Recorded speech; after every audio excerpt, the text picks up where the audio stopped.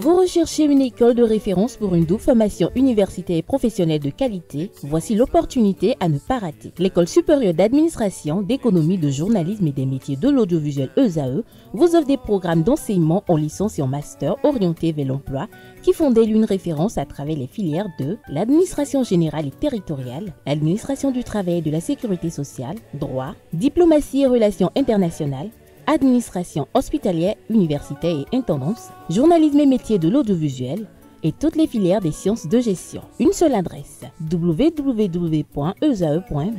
Rendez-vous dès maintenant sur nos campus ESAE Bedjromende au numéro 90 93 65 21 ou au numéro 98 98 14 00. Paracourt sur le numéro 52 46 12 12.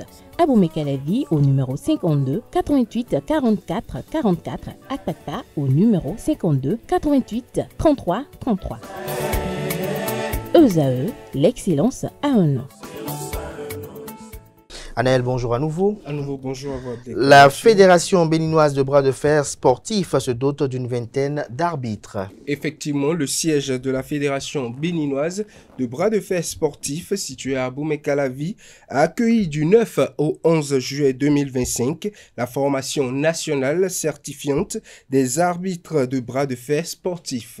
Organisée par la Fédération béninoise de ce sport et placée sous l'égide de la Confédération africaine de bras de fer sportifs, la formation assurée par Sandra Noukou, arbitre experte de la Confédération africaine de bras de fer sportifs, a permis à la Fédération béninoise de disposer de nouveaux cadres techniques au plan arbitral. Notons qu'avec cette formation, la Fédération béninoise de bras de fer sportifs renforce sa dynamique pour le développement du sport au Bénin.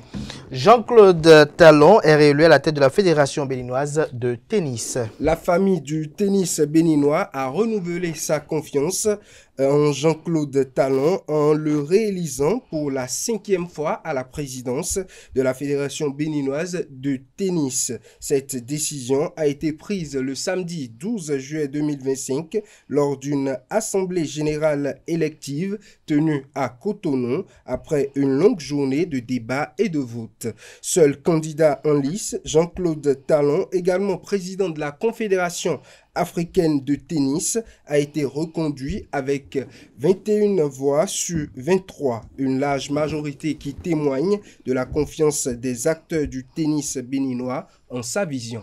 On s'intéresse à présent aux mondiaux 2025 de beach volley. La Confédération africaine de volleyball a officiellement confirmé les noms des équipes nationales qualifiées, les équipes nationales africaines qualifiées pour les championnats du monde 2025 de beach volleyball. Ces pays ont composté leurs tickets à l'issue des championnats continentaux seniors récemment organisés sur la plage de Marty à Tétouan au Maroc. Conformément au système de qualification établi par la Fédération internationale de volleyball, chaque continent dispose d'un quota maximum de 4 équipes par genre, soit 8 athlètes. Ce quota a été réparti entre les fédérations nationales sur la base de leurs performances enregistrées lors des phases continentales et utilisé lors des phases continentales, utilisé comme parcours qualificatif officiel. Pour la catégorie masculine, les 4 nations qualifiées sont le Maroc, le Mozambique, le Togo et le Bénin. Du côté des femmes, bien évidemment, les tickets pour la phase mondiale sont attribués aux équipes du Maroc, du Mozambique, du Nigeria et de l'Égypte. Chelsea remporte la Coupe du Monde des clubs. Le Paris Saint-Germain a été lourdement battu par Chelsea, 0-3, hier dimanche 13 juillet 2025 en finale de la Coupe du Monde des clubs. Équipe de Luis Enrique, pourtant auréolée d'une saison exceptionnelle avec un quadruple historique, Ligue des Champions, Ligue 1, Coupe de France et Trophée des Champions. L'équipe n'a pas hésité face à l'intensité de l'efficacité des Bleus. Cole Palmer, étincelant, a inscrit un doublé avant de délivrer une passe décisive à Pedro juste avant la pause. Totalement dépassé par l'agressivité et la pression constante des Londoniens, les Parisiens ont sombré dès la première période en encaissant 3 buts en moins d'une mi-temps. Malgré quelques tentatives de révolte en seconde période, le Paris Saint-Germain a été incapable de faire douter Chelsea, qui a maîtrisé son sujet jusqu'au bout. Avec ce succès, Chelsea remporte la toute première édition de la nouvelle formule de la Coupe du Monde des clubs.